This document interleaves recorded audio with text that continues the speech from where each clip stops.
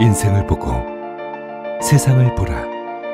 롯데카드 무브컬처 라이프 사진전. 역사에 각인된 기념비적인 순간.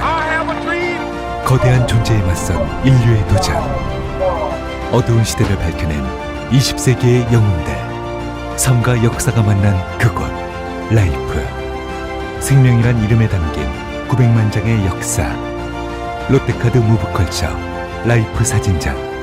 예술의 전당. 텍스토머 정품을 꼭 확인하세요. 우리 집 방충망 바꿨어요. 미세벌레 덤벼봐 먼지 모두 덤벼봐 촘촘해서 촘촘만 방충망은 촘촘만 예쁘고 통풍까지 좋아요. 방충망은 촘촘만 주식회사 텍스토머. 텍스토머 정품을 꼭 확인하세요. 우리 집 방충망 바꿨어요.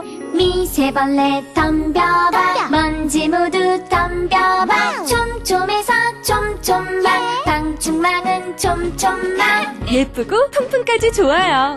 방충망은 촘촘만 주식회사 텍스토머.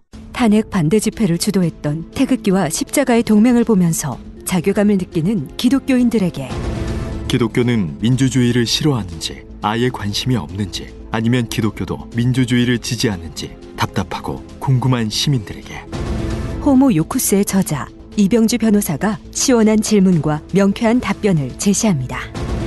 박근혜 사태와 기독교의 문제, 기독교인들에게 민주주의는 무엇인가? 도서출판 대장간.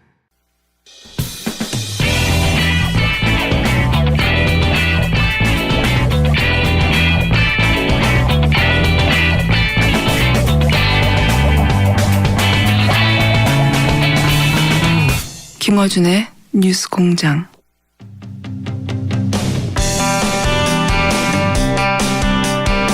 검찰이 이준서 전 국민의당 최고위원에게 사전 구속영장을 청구했습니다.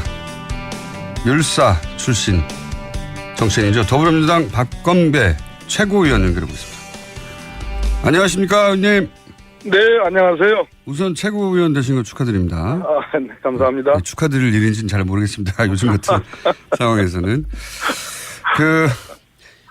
민주당 최고위원은 뭐 지나가는 얘기입니다만 돌아가면서 하는 거죠?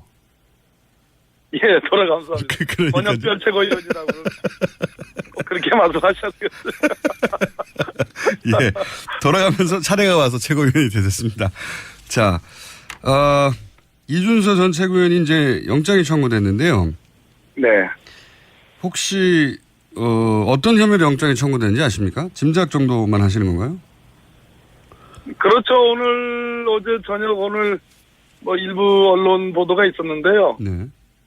아마 영장 내용을 일부 좀 입수를 해가지고 보도를 한 것으로 보여지는데 대략은 맞지 않을까 그렇게 추측은 하고 있지만 제가 영장 자체를 입수를 해보려고도 했는데 철저하게 보안이라 구하지는 못했습니다. 내용은 맞을 것 같습니다. 기자들보다도 이 정보력이 떨어지신 최고위원이신데. 그렇게 볼 일은 아니고요. 공적 시스템이 이제 문재인 정부에 와서 잘 갖춰진 거죠. 근데 이제 언론 보도에 따르면 물론 뭐 이거는 아직 공개된 것이 아니기 때문에 기자들 보도에 의하면이라고 해야 되겠습니다. 의하면 미필적 고의라는 이 법률 용어가 등장했는데 우선 미필적 고의가 뭡니까? 이것이 의심스러운 사실인데, 네. 그럴 리가 없겠지 하면은 이제 과실의 부문으로 가는 거고, 네. 설사 사실이 아니어도 그냥 하는 거야. 질러버리는 경우, 속되게 표현해서. 용인한다고 표현하는데, 그것이 미필적 고의에 해당합니다. 그러니까 아예 모르겠으면 과실이고, 예. 이게, 사실 아닐 수도 그런 가능성도 있긴 있지만, 근데 그래도 그냥 할 수 없다 하는 경우. 그렇군요. 그럴 경우는 미필적 고의다. 이 미필적 고의도 이 영장이 청구되고 발부되기도 합니까? 미필적 고의로 중요 사건들을 인정한 케이스는 매우 많습니다. 아, 그렇습니까? 우리가 이제 사람의 심리, 내심의 어떤 심리 상태를 사람이 평가하는 거기 때문에, 딱 떨어지는 고의가 없는 경우라도, 이렇게 여러 가지 종합을 해보면, 이건 충분히, 책임을 지울 만한 사안이다 하는 경우에 예. 미필적 고의 법률을 적용해서 유죄가 많이 나옵니다. 그렇군요. 그 이준수 전 최고위원 같은 경우에는 처음부터 끝까지 이제 본인은 몰랐다고 부인하고 있고, 유미 씨는 처음부터 끝까지 혼자 한 게 아니라 윗선의 지시를 받았다, 이렇게 대립하는 상황 아닙니까? 네네. 그럼에도 불구하고 미필적 고의를 적용하고 영장을 청구할 수 있고, 그게 또 발부되기도 한다는 말씀이신 거죠?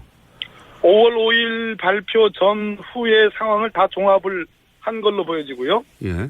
5월 5일 이전 상황에서도 의심할 만한 상황이 있었고, 5월 5일 발표 이후에 5월 9일까지 충분히 번복할 수 있는 기회가 있는데 번복하지 않았다. 특히 5월 6일 날 이유미가 그런 제보자는 존재하지 않는다라고 확인해 준 것으로 검찰은 판단하고 있는 것으로 보여집니다. 그렇다면 종합을 해볼 때 이것은 미필적 고의가 있다. 이렇게 보는 거죠. 새로 나온 이야기가 그러니까 대선 전에 그런 제보자가 존재하지 않는다는 것을 이야기했고, 그것을 예. 이준호 씨가 이미 들었기 때문에 그럼에도 불구하고 지금까지 계속 있었고, 그다음에 대선 끝날 때까지 그렇습니다. 진행된 것은 미필적 고의라고 심지어 보십니다. 5월 7일 날 네. 김인원 부단장은 네. 공명선거 부단장은 제2차 그 기자회견을 하는데요. 그때도 분명하게 인정을 했습니다. 그러니까 분명하게 그런 제보자가 존재하고 이것이 사실이다라고 다시 한번 확인을 했거든요. 네. 그러니까 그걸 말릴 수 있었음에도 불구하고 말리지 않았기 때문에 범죄가 성립된다 이렇게 봐야 되겠죠. 그렇군요. 이유미 씨가 고 기자회견 전에 존재하지 않는다는 사실을 밝혔음에도 네, 진행이 됐기 때문에 그렇습니다. 그 존재하지 않는다는 사실을 이준서 전 최고위원이 믿지 않았거나 전달하지 않았거나 뭐 혹은 전달했는데도 계속 갔거나 뭐 여러 상황을 상정해 볼 수 있겠네요. 계속 갔다고 보는 거죠. 예. 그렇군요. 동생도 영장이 지금 청구됐는데 동생의 경우에는 어떤 건입니까? 이유미 남매가 네. 함께 이 가짜 녹취 파일을 만드는데 함께 했다는 겁니다. 동생도 주도적 역할을 한 사람이므로 그렇게 파악을 하고 있는 것 같습니다. 단순히 시켜서 한 게 아니라 예. 적극적으로 개입했다고 본 거군요, 검찰은. 예, 그렇습니다. 그런데 이제 이 영장 청구 관련해서 국민의당은 추미애 대표가 마침 또 미필적 고의라는, 추미애 대표가 이제 판사 출신이다 보니 아마도 본인의 이 사안에 대한 판단을 그렇게 표현한 것 같은데, 이게 수사 가이드라인을 제시한 것이다. 그래서 검찰총장 역할을 한 것이다고 국민의당에서는 지적하고 있습니다. 이 문제에 대해서는 어떻게 답변하시겠습니까? 참 택도 없는 소리인데요. 이 건은 지난 대선 기간 중에 벌어진 일이고 네. 양당 간의 공방에서 벌어진 일이고 국민의당이 조작을 해서 폭로를 5월 5일 날 했고 저희들이 민주당이 즉시 고발을 했습니다. 즉 추미애 대표는 고발인의 대표자로서 이 고발 사건을 유지할 그러한 책임과 권한이 있는 사건입니다. 그런 측면에서 이것을 진실하게 규명을 하라라고 하는 촉구는 응당 공당의 대표자로서 할 수 있는 일이고요. 두 번째는 국민의당 혹시 진상조사단을 만들어가지고 지금 발표하지 않았습니까? 네. 그건 가이드라인이 아닌가요? 그럼 그거는 뭐 우리 추미애 대표를 검찰총장에 표현했다면 그럼 그건 법무부 장관입니까? 그러니까 그 진상조사단의 그 진상조사의 결과가 심지어 축소 은폐한 거 아니냐라는 그런 비난을 지금 받고 있는데 그런 점을 공당으로서 창피하게 생각을 해야지 왜 당초에 박주선 비대위원장께서 국민 앞에 느닷없이 잘못을 인정하고 책임을 빌었지 않았습니까? 왜 그런 태도는 왜 불과 이 보름 만에 보름이 됐는지 잘 모르겠는데요. 한 열흘 만에 이렇게 표현하는 것은 저는 정말 절망적이라고 생각합니다. 왜 이렇게 자정 능력이 없는지 그것은 참 저는 맞지 않다고 봅니다. 그런데 이제 여기까지만 요 질문만 더 하고 다른 거로 넘어가겠습니다. 그런데 이제 추경 합의도 이제 동의를 어느 정도 하고 정부 조직법도 어느 정도 동의를 해서 국회가 돌아가려는 찰나에 하필 추미애 대표가 그런 얘기를 해서 굳이 그 시점에 지금 국회가 또다시 이제 정지 상태가 됐다. 여기에 책임을 묻는 분들도 있습니다. 추미애 대표는 일관됐습니다. 이 사건이 벌어져서 첫 반응도 다른 분보다 비교적 강경한 목소리, 원칙적인 목소리를 냈고요. 그 원칙적인 목소리는 일관되어 왔습니다. 아까도 말씀드렸듯이 고발 대리인이었고 고발 대표였고 본인이 이 건으로 무고 고발을 역으로 당했습니다. 본인이 직접 고발 당하셨죠, 참. 그렇습니다. 네. 이것이 당사자군요. 그렇습니다. 제대로 진상이 규명되지 않으면 추미애 대표가 오히려 형사 책임을 져야 될지도 모르는 그런 사건이 있는데 거기에 대해서 무슨 뭐 성불하신 분도 아니고 이건 뭐 응당한 성불. 당의 대표고 이것이 불거졌던 경위나 여러 가지로 봤을 때 저는 충분히 있을 수 있다고 생각합니다. 한 가지만 여쭤볼게요. 그래서 언론에서는 당내에 그래서 추미애 대표의 비판 목소리가 많다는 식의 보도가 있는데요. 또 정반대 보도도 있습니다. 그게 아니라 추미애 대표 발언에 힘을 실어주는 강경 목소리도 많다. 어느 쪽에 맞는 겁니까? 분위기가? 당은 당이고요. 당은 당이고 원내는 원내입니다. 예. 가능한 조화를 이뤄가지고 그러나 전략적 배분이라는 게 있는 거고요. 역할의 그 어떤 배분이라는 게 있을 수 있습니다. 예. 그 우원식 원내대표님도 이 부분에 대해서 어제 이제 어떤 개탄에 맞지 않는 그런 목소리를 냈고요. 국민의당의 어떤 대국민 책임을 강조했습니다. 그런 측면에서 저는 뭐 강경이니 온건이니 이런 이분법적인 그런 도식이 문제가 아니고 중요한 것이 아니고 원칙은 원칙이고 또 원내 협상은 협상이다. 이 수사 사건이 도대체 추경하고 무슨 1g의 관계도 없는 거거든요. 1g요? 예. 최고위원이 되시더니 비유법이 굉장히 늘으셨습니다. 네. 자, 이 건은 여기까지만 하고요. 저희가 내일 국민의당 이야기를 들어보겠고요. 자, 지금 국정원 개혁발전위원회 산하 적폐청산 TF가 이제 시작됐지 않습니까? 네네. 이 TF에서는 어떤 건들을 다룹니까? 적폐청산 TF 말 그대로 국정원이 과거에 정치 개입, 국내 정치 개입을 통해서 많은 부작용과 국민의 지탄을 받았던 심지어 대선에 영향까지 미쳤던 그러한 사건들에 대해서 이걸 다시 되짚음으로써 국정원이 본래의 국가안보 정보기관으로서의 본래 모습을 찾고자 하는 그러한 노력의 일환으로 봐주셨으면 좋겠습니다. 이제 목적은 알겠는데 구체적인 사건, 뭐 민간인 사찰, 국정원 댓글 사건, 뭐 북방 한계선 대화로 공개 사건, 국정원이 관여했거나 주도했거나 연루됐다고 보여지는 사건들을 쭉 정하셨지 않습니까? 네, 그렇게 많은 보도가 있었고 사실로 보여집니다. 그 사건 중에 혹시 꼭 들어갔어야 되는데 못 들어갔다 싶은 사건이 있으십니까? 개인적으로? 김원준 공장장님 지금도 충분히 많은 내용들이 지금 적폐청산 TF에 감찰 대상으로 올라가 있거든요. 이것만 제대로 하더라도 예. 네, 대체로 충분히 과거 이명박 박근혜 정부에 있었던 왜곡되고 굴절된 국정원을 바로잡는 데 필요한 그런 항목들은 다 망라되어 있는 것으로 평가하고 있습니다. 이 TF에 관심이 많은데 좀 진행이 되면 저희 스튜디오에 모셔서 좀 자세한 얘기 나눠보기로 하고요. 오늘도 여쭤볼 게 많습니다. 근데 곧 회의 들어가셨는데 짧게 몇 가지만 더 여쭤보겠습니다. 이 문무일 검찰총장 후보자가 이제 내정이 되니까 고검장들이 사의를 표명했지 않습니까? 근데 뭐 한 언론은 경험 있는 검찰들이 너무 빠른 속도로 관두고 있다 이런 우려도 하던데요. 검찰이 조직 문화거든요. 누가 강요한 것도 아니고 그러한 규정이 있는 것도 아닙니다. 예. 동기나 아니면 윗기수 선배들이 사표 내는 관행은요. 예. 그건 검찰의 조직 문화인데 저는 개인적으로는 바람직한 조직 문화라고 보고 있지 않습니다. 그래요. 예. 네. 그러니까 뭐 동기가 자리 올라갔다고 해서 혹은 뭐 후배가 진급이 빨라졌다고 해서 다 관둘 필요가 없는데. 예, 그건 군사문화 일종이죠. 그래서 이 사의 표명이 바람직하지는 않지만 이게 무슨 정권 차원에서 압박을 가한 게 아니다. 이런 말씀이시죠? 아니, 물론입니다. 당연한 말씀. 원래 항상 그래왔다, 검찰은. 알겠습니다. 법무부 장관 후보자에 대해서는 어떻게 평가하십니까? 박상기 교수님인데요. 평생을 형사법 학자로서 살아오신 분이고 외도 없이 제가 알기로는 그렇게 뭐 정치단체나 시민사회단체 이렇게 최근에 이제 경실련의 공동대표가 되셨지만 적어도 형사법 분야 특히 이 검찰 사법제도 개혁 분야에 대해서는 국내 가장 권위자 중에 한 분입니다. 잘하실 거로 기대하고 있습니다. 그런데 이제 법무부 장관, 검찰총장, 그리고 또 한 축의 파트너가 이제 사법부인데, 사법부에서 네. 최근에 이제 법관 블랙리스트 문제로 이야기가 아주 어지럽습니다. 법관 블랙리스트가 실제 존재합니까? 어떻게 보세요? 개인적인 추정이 궁금합니다.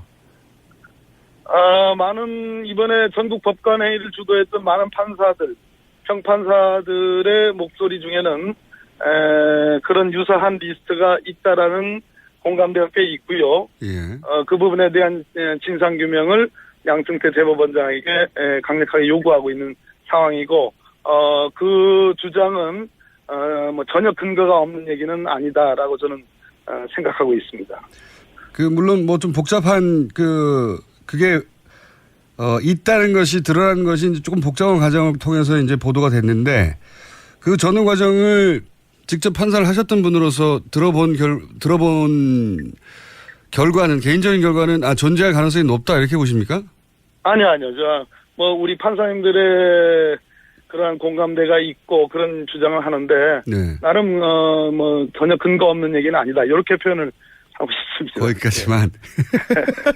존재할 가능성이 높다까지는 위험한 표현입니다. 아무튼 밝혀져야 될 사안입니다. 네, 근거가 없는 것은 아니다 정도까지만. 알겠습니다. 최고위원이 되시더니 굉장히 조심스러워지셨습니다. 네.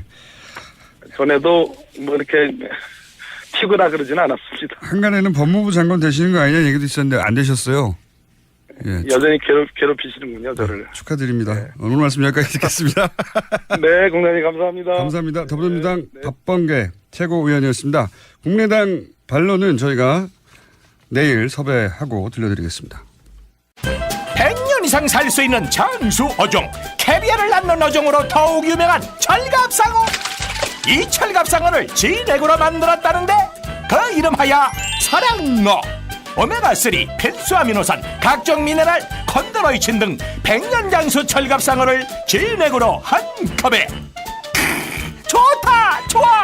철갑상어 진액 사랑어. 스테미너가 콸콸콸. 검색창에 사랑어. 오빠, 우리 어디 가는 거야? 정수 가지. 와, 우리 말 타러 가는 거야? 그렇게 좋아? 고민하지 말고 장수로 오세요. 온 가족이 즐기는 승마 체험과 국내 최대 규모의 말역사 체험관 등 장수에는 정말 볼 것, 누릴 것들이 넘쳐난답니다. 말의 심장 소리를 직접 느껴보는 장수에서의 하룬 여행. 장수는 항상 가까이 있습니다. 주말 여행은 장수로. 승마 체험 예약은 063-350-5486.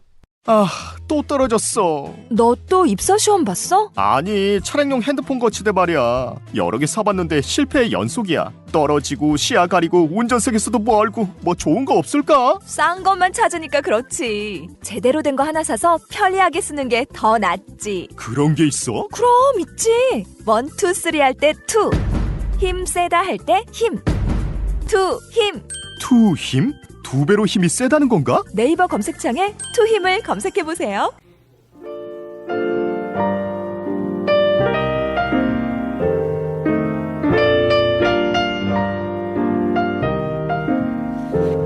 자, 불친절한 AS. 저희 일부에서 최종국 교수님 나오시면 문자가 많습니다. 네, 지난 첫 번째 출연 때도 그랬고 오늘도 여러 문자가 있었는데 그중에서 최 교수님은 이상하게 집중하게 만드는 특별한 능력이 있어요. 여기까지는 참 대단한 칭찬인데 그 뒤에 이어서 딱히 재밌지는 않은데. 네, 참고로 공장장은 시간을 빨리 확인하는 능력이 있습니다. 2시간이 너무 짧아요. 네, 좋은 얘기고요. 그 외에도 목소리 칭찬도 많습니다. 공장장 6월부터 시작하는 몸매 관리는 어떻게 됐나요? 이러다가 공장장 터질까 봐 걱정이 돼요. 네.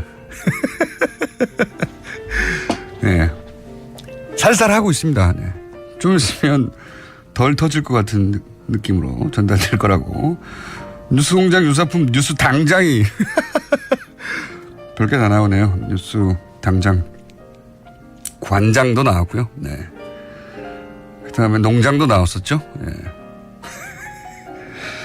자, 누가 멀리 쓴다. 야, 이건 어떻게 했습니까? 아이슬란드는 제가 알기로는 알파벳이 따로 있어요. 영어 알파벳 말고 비슷하게 생겼는데 다르더라고요. HOFN 이거 어떻게 읽죠? 영어식으로 읽으면 되는 건가? 하여튼 HOFN에 계시는 분입니다. 네, 백야라서 대낮 같은데 빙하 투어하고 쉬고 있어요. 예. 여기서 문자가 300원인데 꼭 읽어주세요. 3,000원도 아니고 겨우 300원 가지고. 예. 자, 오늘따라 목소리가 인자하게 들립니다. 내가 졸리기 때문인가요? 그럴 겁니다. 네, 저는 인지하지 않습니다. 시드니에서 누가 보냈었나? 한 1, 2주 이내에 이제 누가 멀리서 듣나 1차 통과된 분들 저희가 전화 통화해 보겠습니다. 자, 불친절한 에이스는 여기까지입니다.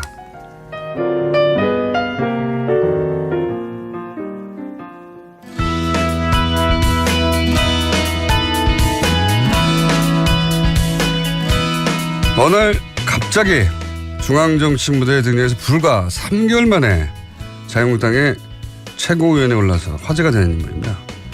자유한국당 최고위원 유여해 최고위원 연결됐습니다. 안녕하십니까? 네, 안녕하세요. 예. 잘 지내셨습니까? 네, 반갑습니다. 뉴스공장 한번 출연하셨었는데 네. 우선 축하드리고요. 네, 감사합니다. 제가 알기로는 자유한국당은 뭐 역사가 짧으니까 그 전신의 새누리당이나 신한국당 거슬러 올라가도 현역 의원도 아닌데 이제 정치 입문이 채 3개월이 되기 전인가요? 직후인가요? 그 짧은 기간에 100일 정도 됐습니다. 네. 예, 그 짧은 기간에 경선을 통해서 여성 최고위원이 아니라 여성 최고위원은 이제 자리가 주어지기도 하지만 경선을 통해서 다른 현역 의원들을 제치고 2위를 하셨죠? 네, 그렇습니다. 2위 했습니다. 네. 이게 대단한 일이거든요. 네. 다른 당에서도 이런 일은 없고 자유한국당에서도 이런 일은 없었던 걸로 저는 아는데 본인이 이렇게 짧은 시간에 현역 의원도 아닌데 왜 자꾸 현역 의원도 아닌 데를 강조하십니까? 왜냐하면 최고위원 중에 현역 의원이 아닌 분이 되는 것도 드물고요. 네. 현역이 아니더라도 뭐 전직 의원 정도는 최소한 돼야 되는데 적어도 초선도 아니고 뭐 재선 3선은 돼야 되는데 최고위원이면 네. 지금은 의원 경력도 없이고 입문 3개월인데 네. 이게 경선에서 전당대회에서 2위를 하셨거든요. 이 비결이 뭡니까? 정말 죽을 만큼 뛰었습니다. 경선이 시작되어서 이제 합동 연설이 시작될 때 제 마음은요, 아마 이제 지금부터 준비 땅 해서 불구덩이를 뛰어든다는 심정으로 뛰었습니다. 그래서 정말 몸에 불이 붙지 않게 열심히 뛰어서 밖으로 나왔더니 당선되었습니다. 아니, 다른 최고위원들도 다 열심히 하거든요. 그러니까 본인이 열심히 한 것 이상의 뭐 정치 환경이나 혹은 본인만의 어떤 매력이 어필했다든가 이런 자체 분석은 안 해보셨습니까? 내가 이래서 당선됐다고? 전 단계적으로 굉장히 치밀하게 움직였습니다. 1단계, 2단계, 3단계, 4단계. 일단 처음에 이름을 알리기, 두 번째 인지도 올리기 등등으로 시작을 했었고요. 제가 중앙 정치를 하지 않았다라고 다들 말씀을 하고 계시지만 정치 평론을 3년을 하고 있었습니다. 그렇기 때문에 네, 계속해서 제가 탄탄하게 기초를 쌓았다라고 감히 이야기를 한번 드리겠습니다. 네. 정치 평론을 하신 분들은 많은데 그게 등장하자마자 최고위원 2위 하는 거는 드문 일이거든요. 드문 일이 아니라 처음 있는 일이에요. 처음 있는 일에 자꾸 그 부분을 여쭤보는 건데 그러면 이런 건 어땠을까요? 전당대회에서 이제 여러 차례 화제가 된 게 신발도 벗고 갑자기 노래도 부르시고 그렇게 하셨는데 이게 원래 평소 성격이신가요? 아니면 아까 말씀하신 치밀한 단계적 전략에 의해서 어필하기 위한 작전이었습니까? 저희 모든 모습 가지고 있는 10가지 모습 중에서 3가지입니다. 평소 성격인데 요때 내가 드러냈을 뿐이다. 예. 그렇죠. 그러니까 어떻게 그건 제가 뭐 배우도 아닌데요. 없던 걸 끌어낼 수는 없는 거죠. 10가지 정도 있는 저희 모습 중에서 3가지 정도를 보여드린 것이다. 이렇게 생각하시면 되고요. 앞으로 남아있는 정말 또 수많은 제 모습이 있을 거고 또 여러 가지 모습을 만들어 갈 거니까 기대하셔도 좋습니다. 알겠습니다. 지금 뭐 신발 벗고 노래 부른 정도는 아무것도 아니다. 그건 아무것도 아닙니다. 네. 기대가 됩니다. 네. 네. 이제 고민되는 지점을 제가 여쭤볼게요. 그런데 이제 여전히 당 지지율이 뭐 기간마다 좀 다르긴 한데 조사 기간마다 한 10% 전후에서 움직이고 있어요. 아직은 이 낮은 지지율의 주 원인은 어디 있다고 분석하십니까? 네, 10%든 뭐 14%든 또 더 낮게 나오는 기간도 있는 거 저도 알고 있는데요. 그래도 그 정도 나오면 일단 전 감사하고 있습니다. 이순신 장군이 신에게는 저에게는 12척의 배가 있습니다. 그 심정이고요. 솔직히 말씀드리면 낮은 지지율의 원인은 간단하죠. 실망을 줬기 때문이고 변화를 바라고 있는데 변화하지 않았기 때문이고 또 어떤 누군가가 책임지지 않는 모습 때문에 실망한, 즉 애정의 관계가 아닐까. 사랑하지만 실망한 모습. 그래서 저는 회복할 수 있다고 봅니다. 어떤 누군가가 책임을 지지 않는 모습이라고 하셨는데 어떤 누군가가 책임을 지고 있잖아요. 여기서 어떤 누군가는 콕 집어서 어떤 누군가가 아니고요. 사람들은 누군가에게 이렇게 얘기하죠. 누가 책임을 져달라고. 하지만 여기 안에서 아무도 책임을 지지 않고 있으니까 이제는 자유한국당이 책임을 지고 그 부분에 대한 걸 깨끗하게 혁신하는 모습을 보이겠다라는 거죠. 누군가 책임을 져야 한다면 박근혜 전 대통령이 지금은 이제 구속이 돼서 일정 정도 책임을 지고 있는데 정당 내에서 그러면 박근혜 전 대통령을 대통령 만드는 데 기여했던 정치 세력이 책임져야 되는 거 아니냐. 당연히 처음에는 그렇게 묻지 않겠습니까? 그렇게 따진다고 하면요. 정말로 우리가 역사적으로 어떤 대통령을 만들었던 사람들이 대통령이 딱 탄생되는 순간 내가 당신을 만들었다라고 이야기를 하거든요. 아시잖아요. 많은 사람들이. 그러면 그 정권이 잘못되게 되면 그 많은 사람들이 다 책임을 져야 하나요? 전 그렇지는 않다고 바라봅니다. 다는 아닌데 적어도 이제 핵심적인 측근이나 분류되는 혹은 뭐 힘을 가졌던 사람들은 있지 않겠습니까? 네. 근데 아마 이러지 않을까요? 그분들이 힘이 있을 때는 내가 측근이었고 내가 힘이 있다고 하지만 힘이 빠지고 나면 내가 측근이 아니었다라고 이야기하지 않을까요? 그렇긴 한데 제 말은 실제로 주요한 직책이나 권력을 가졌던 분들이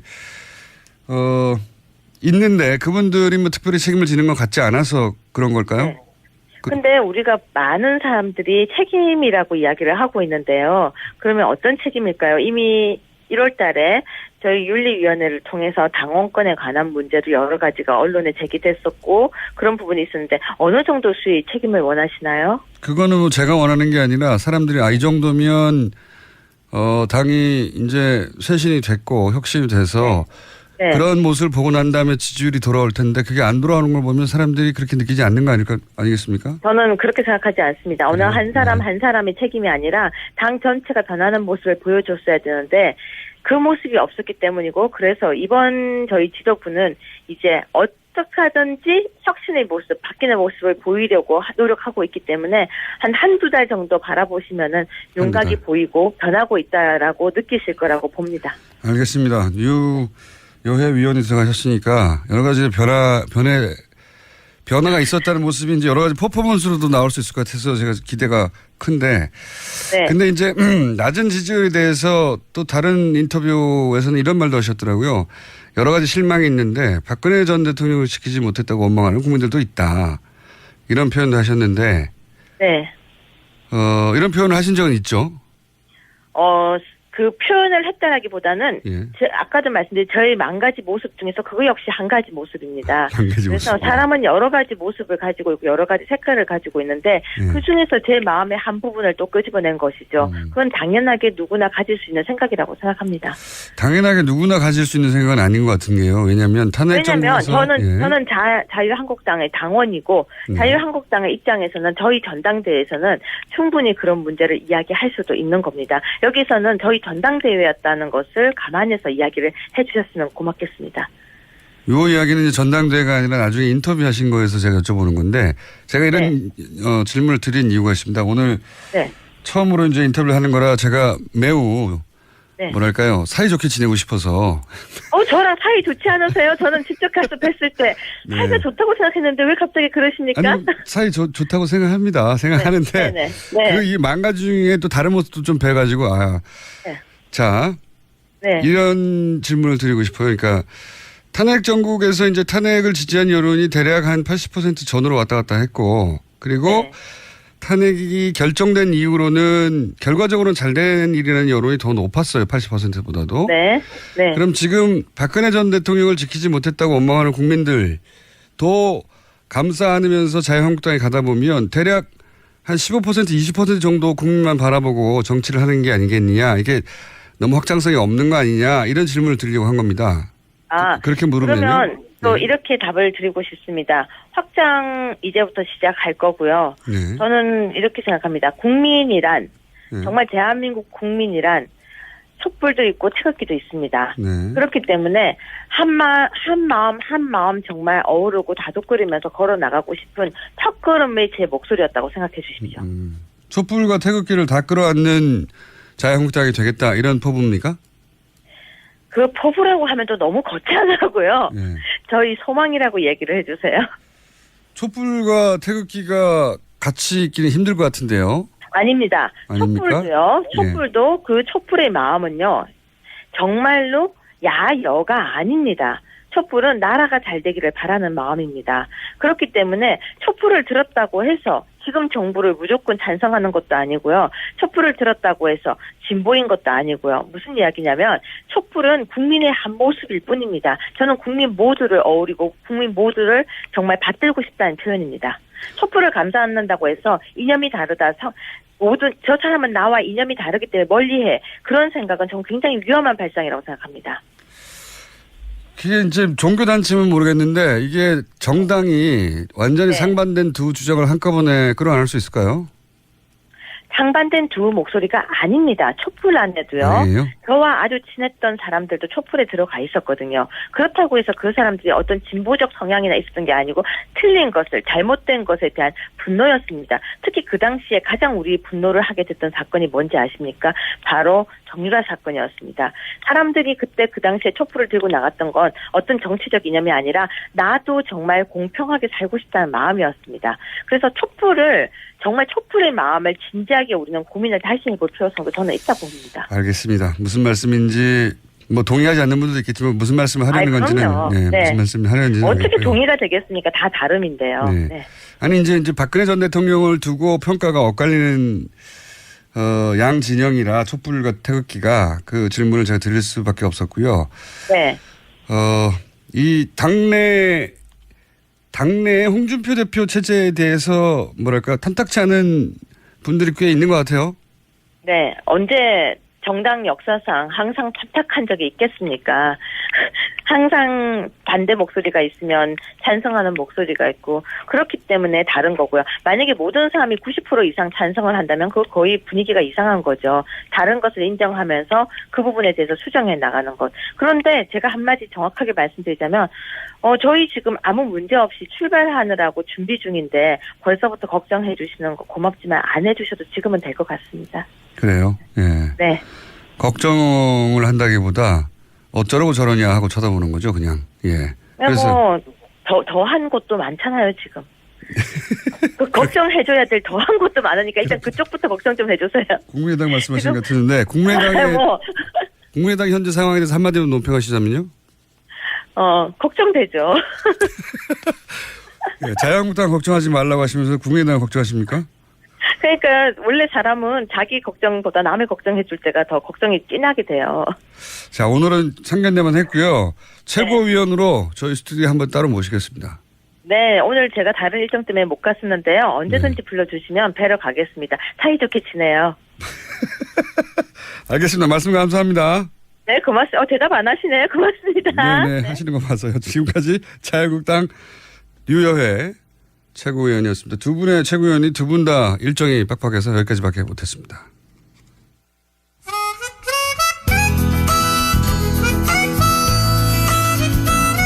최근 박열이라는 영화가 화제입니다. 저는 못 봤습니다. 여기서 관동 대지진으로 인한 조선인 학살 사건 원흉에 해당되는 일본인 내무 대신 역할을 맡은 배우였습니다. 다들 일본인인 줄 아는데 제일교포 3세입니다. 직접 스튜디오에 모셨습니다. 배우 김인호 씨. 안녕하십니까? 예, 안녕하십니까? 예. 처음 뵙겠습니다. 제가 어딘가에서 뵀어요. 예. 어딘지를 모르겠네. 그때 어떤 역할이었어요? 그게 어떤 나쁜 역할이었어 하여튼. 아, 나쁜 역할이었어요? 나쁜 역할을 많이 해서 제가 몰랐는데 예, 하도 해가지고 예, 그래요. 우리나라 영화에 많이 나오셨죠 이미. 예, 그렇죠. 드라마도 영화도 예. 몇 편이나 하셨습니까 한국에? 드라마나 영화 합쳐서 이제 30개나 넘은 것 같아요. 30개. 35, 6? 당연히 대부분은 일본인 역할로 나오신 거죠. 예, 한국인 역할은 하나. 한 번. 한 번. 예, 나머지는 다 일본인 역할. 제가 일본인 역할로 나오신 장면을 봤는데 나쁜 역할인데 무슨 영화인지 생각이 안 나는데 제가 오늘 마지막 그 기억하시면 지금 나중에 알려주십시오. 예. 네. 영화인 것은 확실합니다. 영화인 것. 아, 영화요? 예. 예. 영화에서 나쁜 일본인으로 나오셨어요. 아, 그래요? 역사 얘기요? 그러니까 예전 얘기였죠. 뭐 일제시대 얘기였던 것 같은데. 아. 제가 근데 이분을 꼭 저희 그 제작진에게 모셔서 인터뷰를 해야 되겠다. 예. 했던 이유가 뭐냐면 뭐 일본인인 줄 알았었는데 알고 보니까 제일교포 사무실이더라고요. 예, 그래요. 거기까지만 해도 그렇구나 했어요. 근데 한국에 오신 게 40대에 오셨다고. 그죠? 40대. 이게 여기서 제가 이분을 꼭 만나봐야겠다. 왜냐면은 무슨 한류, 뭐 아이돌, 뭐 이런 문화를 동경해 가지고 한국에 가서 뭐 아이돌 그룹의 일원이 된다거나 한국에 가서 방송 생활을 하고 싶어 하는 10대, 20대 이런 케이스는 봤는데 40대 평생 일본에서도 배우 하신 거죠? 예, 했어요. 네. 어렸을 때부터 했으니까 이제 30몇 년 지났죠. 제가 자료를 보니까 그 일본의 유명한 영화 감독 구로사와 아키라 영화에도 나오셨다고. 아, 예. 네. 그거는 행운이죠. 20대 초반 때 네. 감독님이 돌아가시기 마지막 작품 전 꿈이랑 영화에서 잠깐 단역으로 나왔어요. 그때. 그 이후에 배우를 계속 하셨고. 예. 그러면 40대면은 일본에서 어쨌든 자기 커리어를 완전히 만들었는데 예. 40대 한국에 와가지고 한국말을 여기 와서 다시 배우신 거죠? 예, 그래요. 이게 이상한 일이에요, 이게. 왜 그래요? 이상한 일이다. 이분은 만나봐야 되겠다. 그래요? 제가 호기심이 생기면 꼭 만나봐야 되거든요. 보통 뭐 최근에 박열이라는 영화가 흥행도 하고 있고 예. 거기서 인상적인 역할이어서 예. 영화 얘기를 할 거라고 생각하고 섭외를 받으신 거죠?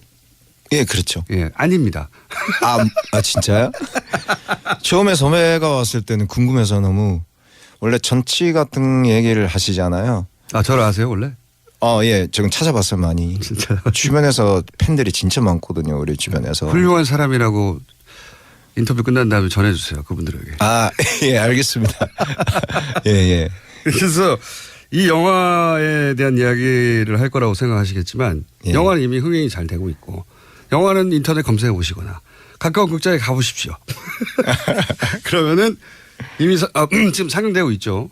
예, 되고 있습니다. 100만 명 이상 들었다고 하고 재밌다고 합니다. 예. 근데 여기서 이제 굉장히 주요한 역할이죠. 예.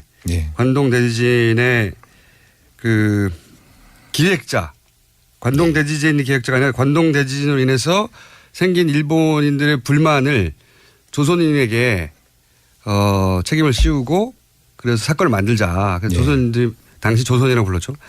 굉장히 많이 학살됐고 그 사건을 소재로 하는데 거기서 이제 박열이라고 하는 굉장히 인상적인 인물이 나오고 근데 이제 김효 씨는 거기서 그런 기획을 했던 공작이죠, 공작.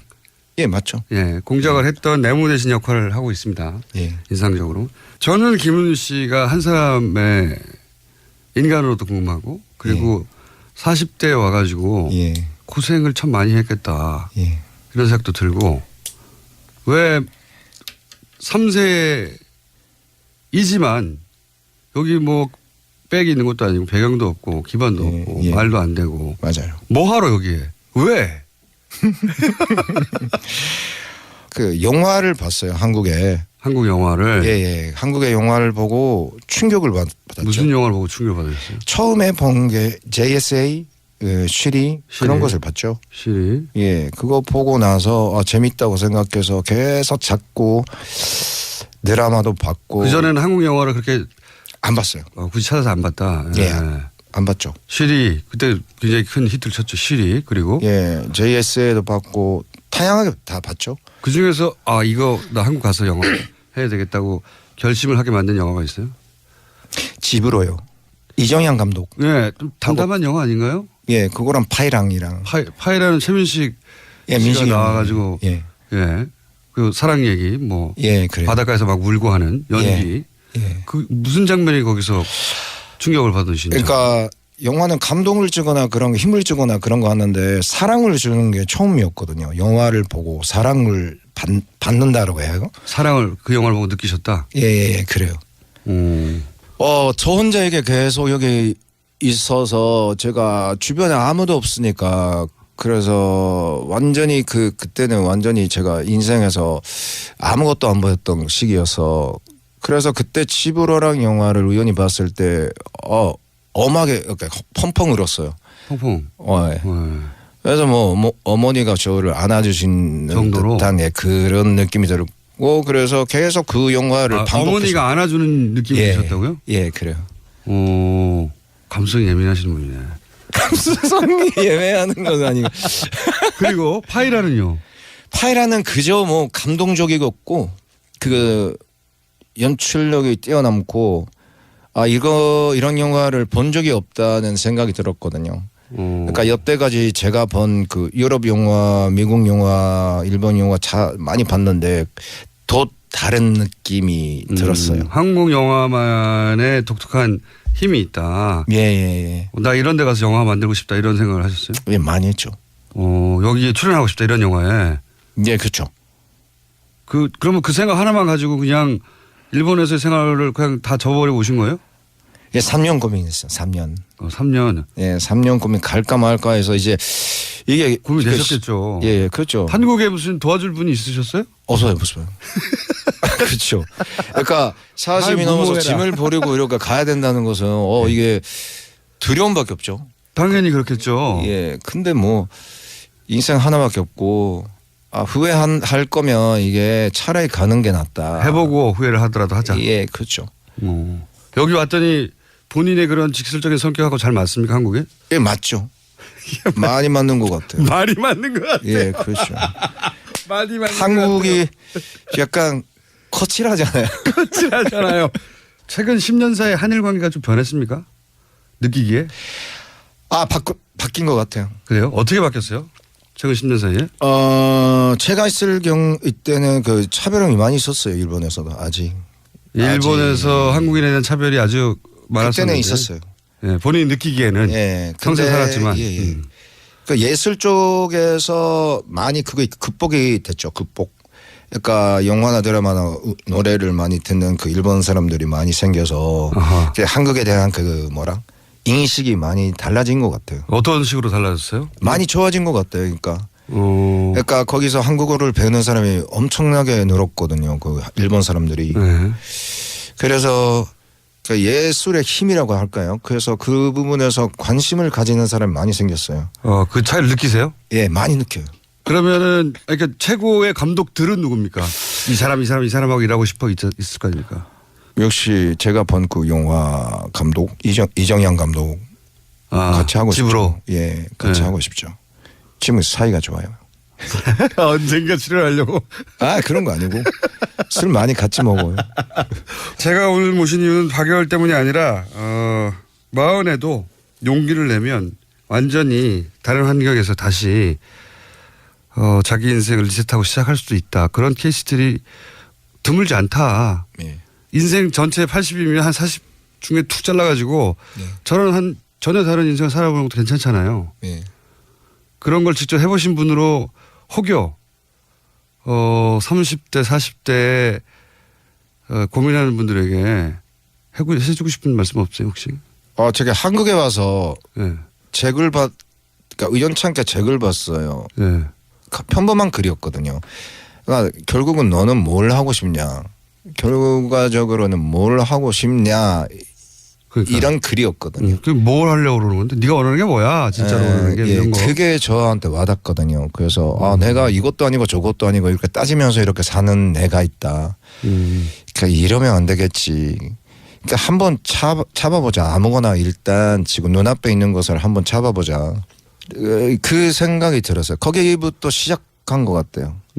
진짜 원하는 게 뭐야? 예. 막 망설이고 이렇게 하면 이게 어려울 것 같고 예, 그런 어려움이 닥칠 것 같고 그 두렵고 그런 생각하지 말고 예.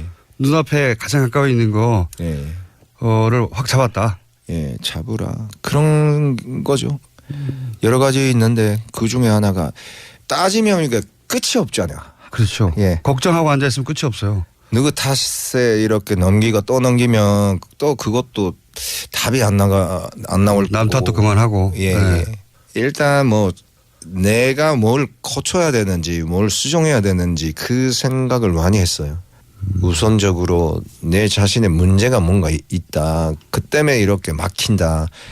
이 생각을 했거든요. 아무 배경도 없고 백도 없고 근거도 없이 그냥 한국에 와가지고 40에 예. 19살이나 17살이 아니라 예. 40에 와서 이제는 최근 개봉한 박열이라고 하는 흥행하는 영화에서 가장 나쁜 네, 그렇죠. 가장 나쁜 일본인 미즈노 역할을 예. 연기하셔서 화제가 된 예.